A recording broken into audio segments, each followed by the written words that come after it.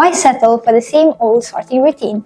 Let's take it up a notch with smart object detection with AI and machine learning using Raspberry Pi 5. Let me show you how. As of for the hardware, mainly you'll be needing a Raspberry Pi 5, Raspberry Pi camera module, and a ribbon strip. Otherwise, we'll have extra accessories such as the stand and also the protective cover.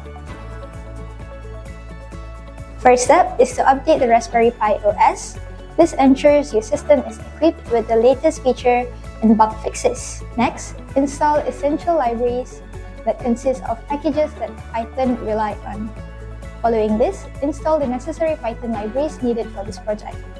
From here, organize the dataset by creating separate folders according to their categories. To kickstart, let's run the image capturing code to collect the dataset. Ensure the dataset is balanced and organized to avoid bias situation.